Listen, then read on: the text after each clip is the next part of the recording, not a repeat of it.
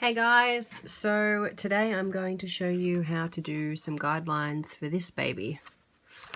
I've done a few lately. Here are some others. So that's one that I did earlier on today. It's still not finished yet.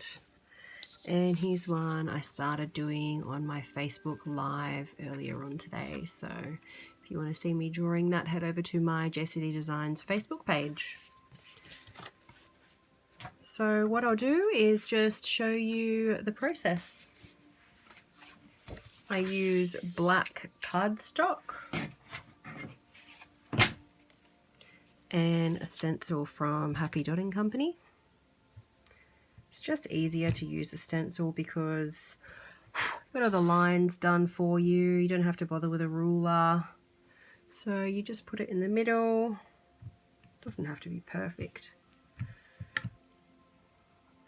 And then rule up all your lines.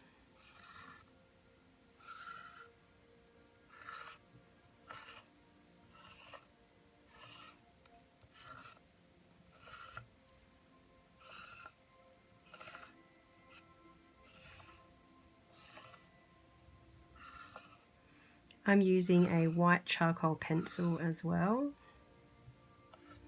as you can see. So there we have our basic guidelines, and what I want to do is just close these gaps.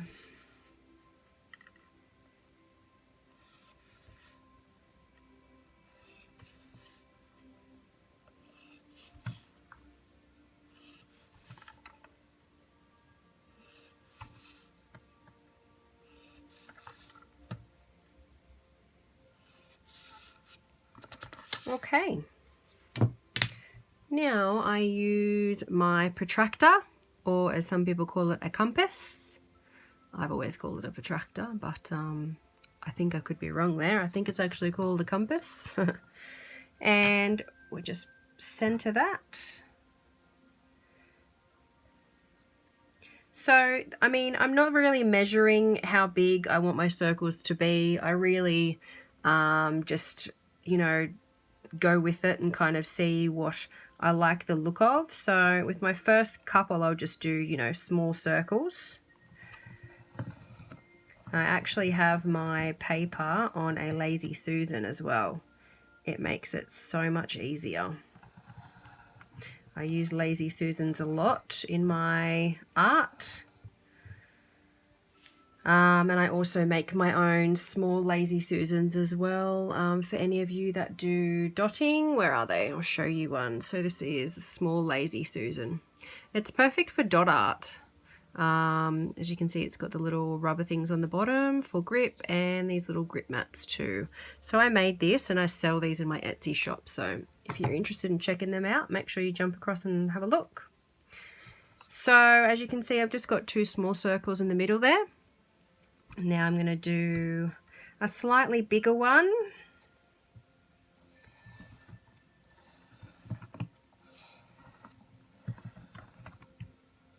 And slightly bigger again.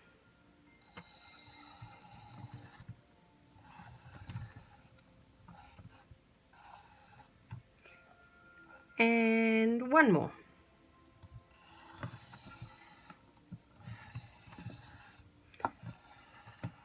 There we go. That's looking pretty good. I'll tell you in centimeters what the gap is for those perfectionists out there. So from the center to the first circle, it's about 1 centimeter. It's about 1/2 centimeter in between the two first circles. And it's about 1.5 centimeters. Then 2.2 centimeters. And the last one is almost 3 centimeters. Okay, so pause the video and go back and do that if you need to. Okay, so we've done our circles. Now, this design won't be exactly the same as this one, but you'll get the general gist. So just pause the video if you need to and go back and try and copy that design if you'd like, but none of my designs are ever exactly the same. They're always different. I just kind of go with the flow and see what develops with each design. So with this one, I'm going to do the same, and I'll just show you how I do it, so then you can learn the basics and go back and do it yourself. So what I'm going to do is, normally with my dot art, I start from the middle and work my way out. But with these ones, I found that I kind of start off in the center for some reason, and then maybe do this, or in the middle, I suppose, not the center bit, around here, and then work my way out. So let's just start and see where we end up. What I'm going to do is I'm just going to do some petals first. So I'm going to start with this one, and I'm going to take it up to this one here, to these points, and I'm going to do a petal shape. It's pretty simple, I think. Hopefully it's pretty simple for most people, but maybe not. I just do a basic, see, petal shape like so, joining this point to this point and this point to this point. Hopefully you can see that okay. Now, if you're not comfortable doing these designs or doing these lines, what you can do is actually cut this out in a piece of paper, and you can actually place it there and trace around it. That shape, that might be easier for you to do if you'd like to try that. But this is how I do mine.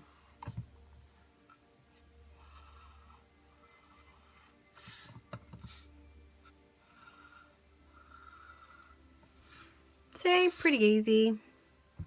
Then I think from the outside, what I'm going to do is I'm going to mark the center of these petals and bring the center up to the outside here. Hopefully you can see that properly. Yep, you can. So I'm just going to go around and do a little mark at the center of each of these petals. Now, it doesn't have to be perfect, so try not to worry too much about it. Just get a rough estimate and just see how it goes. The good thing about using white charcoal pencil is that you can get a wet wipe and just rub it straight off and start again. So it's no biggie if you make a mistake. So with all these little extra points I've just added in here, what I'm going to do is I'm going to bring it up. What shape should I do? A petal? I think I might just do basic shape. So what I'll do is I'll just do up from there, basic petal shape. So this one kind of doesn't have much of a twist in it, as you can see. So again, from the middle of the first petal and up to the top, back down again. And of course, if you just want to do straight lines, you certainly can just do straight lines. I like the idea of doing more of a flower shape myself, but straight lines look pretty cool too. You get more of like a star shape happening.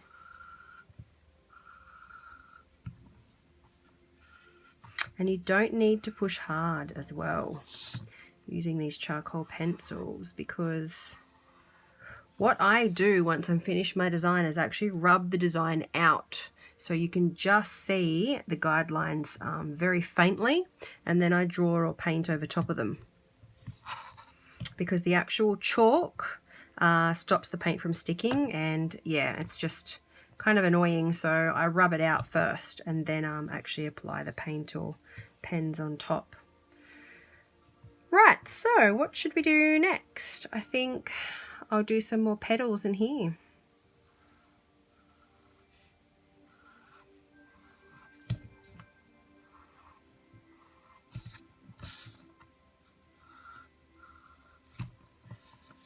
As you can see, the Lazy Susan makes things 10 times easier. And it's even more useful when you're doing painting. Okay, that's looking pretty good. I'm happy with that. So from here, what I would do is I would just add more lines, multiple dots, swirls, circles. Yeah, I would just play with it really. But that's the basic outline of what I want my shape to be. So at least it's going to be symmetrical and it's going to be the right portion sizes. So let me show you this other design that I've finished. As you can see, I've just done multiple lines and I've just added in circles, multiple lines, some circles, you know, just done more lines in the middle, and then on the outside I've just done some more circles to give it more depth. So I mean, the possibilities are endless, and of course the colors really, you know, give it more depth and more vibrancy as well. These are the colors I've used for this one. These are Sharpie metallic pens. The tip of them is actually quite thick, which isn't ideal, but it's all I had, so they've done the job pretty well actually, I think. You can also use these types of pens as well. So these are more metallic pens and they have a finer tip on them. So this one I did use in this, and as you can see, it's a lot finer tip. And this pen is a Montmartre pen, metallic fine liner. 0.5 of a millimeter, so yeah, very fine. So there we go, guys. I hope that helps.